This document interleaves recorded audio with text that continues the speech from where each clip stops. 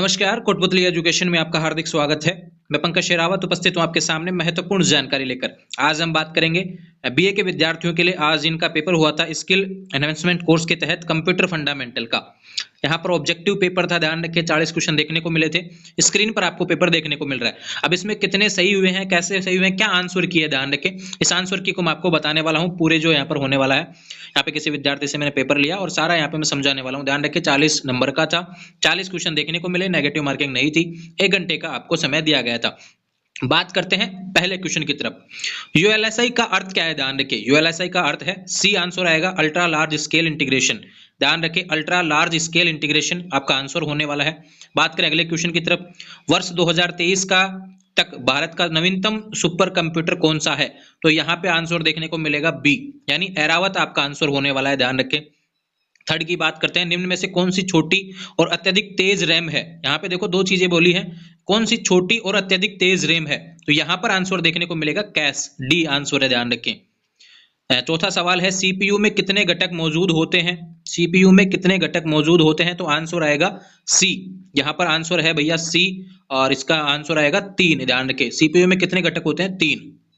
बात करते हैं अगले क्वेश्चन की तरफ। नोटबुक या लैपटॉप कंप्यूटर में अधिकतर उपयोग की जाने वाली इनपुट डिवाइस है। ये सवाल सबसे इंपॉर्टेंट है कि इनपुट डिवाइस कौन सी है, तो यहाँ पर 5वें क्वेश्चन में आंसर आएगा सी। यहाँ पर देखने को मिलेगा माउस।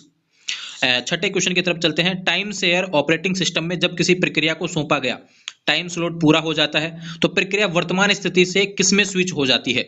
ये सवाल है, टाइम शेयर ऑपरेटिंग सिस्टम जब किसी प्रक्रिया को सौंपा गया टाइम स्लॉट पूरा हो जाता है, तो प्रक्रिया वर्तमान स्थिति से किसमें स्विच हो जाती है। छठे क्वेश्चन का आंसर है तैयार अवस्था में। ध्यान रखें, जब सौंप दिया तो तैयार हो जाएगी। ध्यान रखें।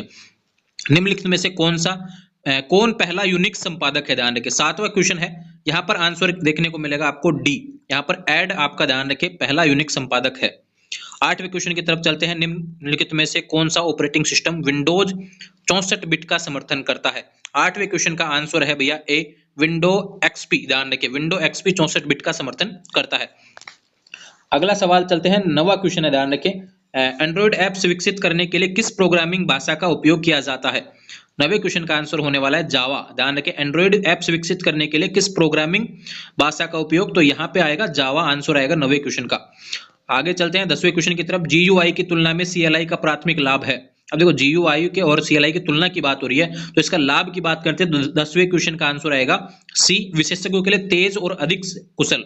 सीएलआई में यह देखने को मिलता है, विशेषज्ञों के लिए तेज और अधिक कुशल यह मानी गई है। ध्यान रखें। फायरफॉक्स वेब ब्राउजर का उपयोग द्वारा उपयोग किए जाने वाला रेंडरिंग इंजन है। ध्यान रखें। तो 11वें क्वेश्चन का आंसर है बी, गेको। ध्यान रखें गेको आंसर आने वाला है। बात करें 12वें क्वेश्चन की तरफ। किसी वेब पेज पर किसी अन्य वेब पेज से जुड़े आइकॉन यहाँ छवि का एक टुकड़ा है, यानी कि ए पीस ऑफ आइकन और image on A web page associated with another web page is.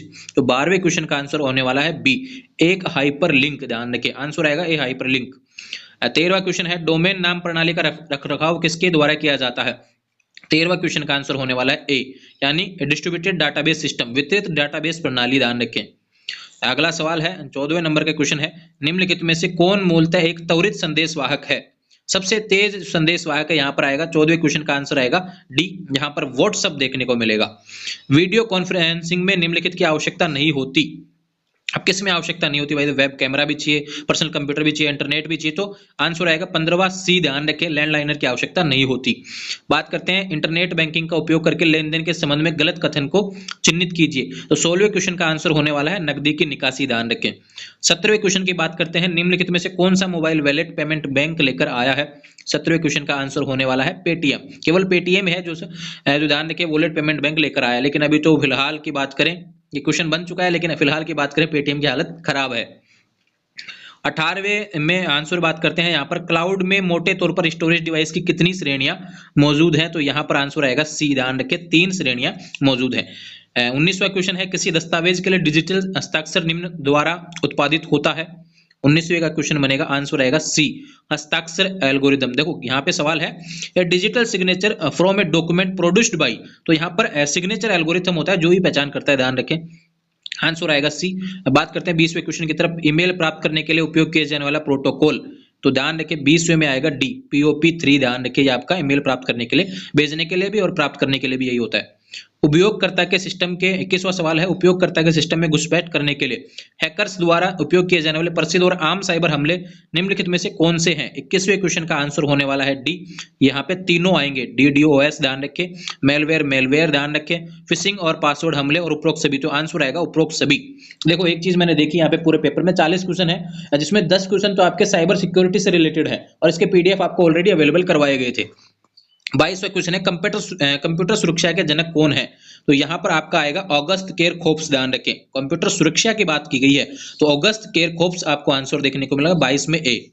अब देखो यहाँ पे सवाल है 23 में ईमेल का अनुचित उपयोग है। ध्यान रखें 23वें क्वेश्चन का आंसर आपका होने वाला है डी। स्पैम ईमेल का जवाब देना या तो प्राप्त करना, भेजना, ध्यान रखिए सारी चीज इसमें देखने को मिलेगा। आंसर आएगा डी।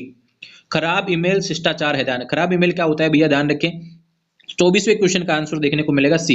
कुछ शब्दों पर जोर देने के लिए विभिन्न रंगों फॉन्ट फॉर्मेटिंग का उपयोग करना, ये खराब ईमेल में माना जाता है। ध्यान रखें। 25वें क्वेश्चन की बात करें तो साइबर अपराध शब्द से आपका क्या तात्पर्य है? यहाँ पे आंसर है साइबर सिक्योरिटी से, फिर भी ध्यान रखें।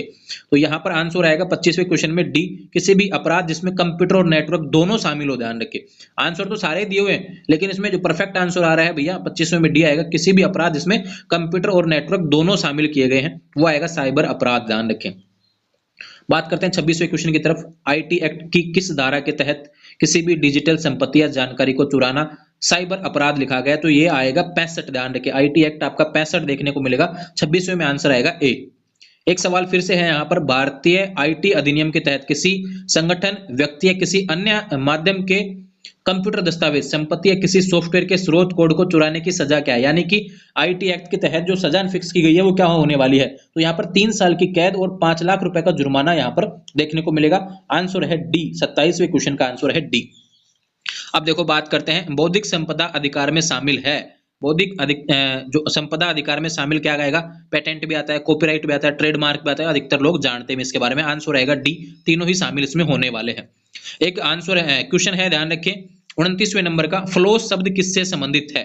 फ्लोस शब्द किससे संबंधित है? तो इसमें आएगा ओपन सोर्स सॉफ्टवेयर। ध्यान रखें गैर ओपन नहीं है, ध्यान रखें ओपन है, ध्यान रखें गैर वाला नहीं है। इसमें आंसर आएगा सी। 30वां क्वेश्चन है, ध्यान रखें निम्नलिखित में से कौन सा मालिकाना सॉफ्टवेयर नहीं है? मेरे हिसाब से देखो इसमें ऑडेसिटी आना चाहिए, बाकी आपका क्या एक बार कमेंट कर देना। ध्यान रखें इस क्वेश्चन का मेरे को भी काफी थोड़ा कंफ्यूजन लगा। मेरे हिसाब से आंसर इसका सी होना चाहिए। ध्यान रखें फिर भी आप बताना एक बार, है ना। 31वें क्वेश्चन की बात करें, जब किसी व्यक्ति का लगातार किसी अन्य व्यक्ति या कई लोगों के समूह द्वारा पीछा किया जाता है तो इसे क्या कहा जाता है? देखो हम अधिकतर अपनी भाषा में कुछ भी बोल सकते हैं, लेकिन यहाँ पे कंप्यूटर की भाषा में बोलें तो हमको देखने को मिलेगा पीछा करना। यहाँ पर आएगा आंसर स्टॉकिंग रखें, इसमें देखने को मिलेगा। 32वां क्वेश्चन है, अनचाहे व्यावसायिक ईमेल को क्या माना जाता है? जब जो चीज चाहिए नहीं तो ध्यान रखें वो स्पैम के तहत देखने को मिलेगा। 32वें क्वेश्चन का आंसर है सी। बात करें अगले क्वेश्चन की तरफ, किलोगर इसका एक उदाहरण है। किलोगर का उदाहरण क्या है? किस चीज का उदाहरण? ध्यान रखें 33वें क्वेश्चन में आंसर आएगा स्पाईवेयर का उदाहरण होने वाला है। ध्यान रखें। 34वें क्वेश्चन की तरफ चलते हैं, निम्नलिखित में से कौन सा साइबर अपराध नहीं है? कौन सा साइबर अपराध नहीं है? ध्यान रखें 34वें में आंसर आएगा ऑनलाइन चैटिंग। देखो साइबर स्टॉकिंग भी ये पीछा करने वाली बात होगी, पहचान की चोरी करना, फिशिंग करना, ध्यान रखें ये अपराध है। कौन सा अपराध नहीं है पूछा गया, तो ऑनलाइन चैटिंग करना ये अपराध नहीं है। ध्यान रखें उसके बाद में आपको ये चीजें ऐसी करते हैं वो अपराध होता है, लेकिन चैटिंग करना कोई अपराध नहीं है। ध्यान रखें। इसके बाद सवाल है 35वां, यदि किसी व्यक्ति को इस दावे के साथ एक ईमेल प्राप्त होता है कि उसका क्रेडिट कार्ड खाता तब तक निलंबित कर दिया जाएगा जब तक कि वह निलंबन से बचने के लिए तुरंत ईमेल द्वारा क्रेडिट कार्ड विवरण और व्यक्तिगत पहचान संख्या प्रदान करे। यहाँ पे कंडीशन लगा दी जाती है। ध्यान रखें तो ये किस चीज का उदाहरण देखने को मिलेगा? तो ये फिशिंग का उदाहरण है। ध्यान रखें यानी कि इसी में कंडीशन लगा दी गई भैया आप जब तक यह चीज नहीं भेजेंगे तब तक आपका अकाउंट आपको दिया नहीं जाएगा, वो फिशिंग के तहत आपको देखने को मिलेगा। आंसर आएगा डी। 36वें क्वेश्चन की तरफ चलते हैं, रैंसमवेयर क्या है? ध्यान रखिए रैंसमवेयर क्या है, इसका आंसर आपको देखने को मिलेगा बी। एक साइबर हमला जो डेटा को इनक्रिप्ट करके, यानी डेटा हटा के, ध्यान रखिए डेटा को इनक्रिप्ट करके उपयोगकर्ताओं को अपने सिस्टम से लॉक कर देता है और फिरौती के लिए फिर कुंजी रखता है, फिर की डाल दिए जाते हैं। ध्यान रखिए अब ये आपको दबाना पड़ेगा, तो ये इसमें आंसर आने वाला है 36 नंबर क्वेश्चन में आपका आंसर देखने को मिलेगा बी। ये ध्यान रखें। एक 37वां क्वेश्चन है भैया, ध्यान रखें मात्र 4 क्वेश्चन बचे हैं। माई एसक्यूएल किस प्रकार का डेटाबेस प्रबंधन है? ध्यान रखिए तो संबंध परक, ध्यान रखिए रिलेशनल, ये ध्यान रखिए यह है आपका डेटाबेस प्रबंधन है। ध्यान रखिए सिस्टम होने वाला है। आंसर आएगा सी। एक 38वें क्वेश्चन की तरफ चलते हैं, निम्नलिखित में से कौन सा मामला सक्रिय ऑनलाइन हमले के पीड़ितों की सूची में आता है? ये ध्यान रखिए 38वां क्वेश्चन है, सक्रिय ऑनलाइन हमले के पीड़ितों की सूची में आता है?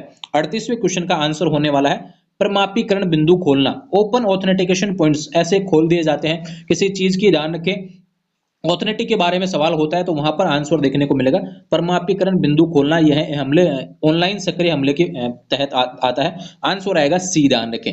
39वां क्वेश्चन है नेटवर्क सुरक्षा का उद्देश्य कौन सा नहीं है? देखो अधिकतर क्वेश्चन पूछे गए नहीं है से रिलेटेड, ध्यान रखें। तो यहाँ पे काफी विद्यार्थी कंफ्यूज हुए होंगे, तो सवाल आपको इसलिए कंसेप्ट आपको याद होता तो ध्यान रखें यहाँ पे क्वेश्चन सही हो जाते। कंसेप्ट नहीं पढ़ा है तो गलती है। 39वें क्वेश्चन का आंसर आपका होने वाला है, देखो नेटवर्क सुरक्षा का उद्देश्य कौन सा नहीं है। 39 का आंसर आएगा डी, ध्यान रखें विट is not an objective of network security. तो लोक आपका ध्यान रखें यहाँ पर नहीं है, इसका भाग ध्यान रखें उद्देश्य नहीं है। नेटवर्क सुरक्षा का उद्देश्य यह नहीं है कि किसी चीज को लॉक कर दिया जाए। बात करते हैं अगले सवाल की तरफ, जो अंतिम सवाल है।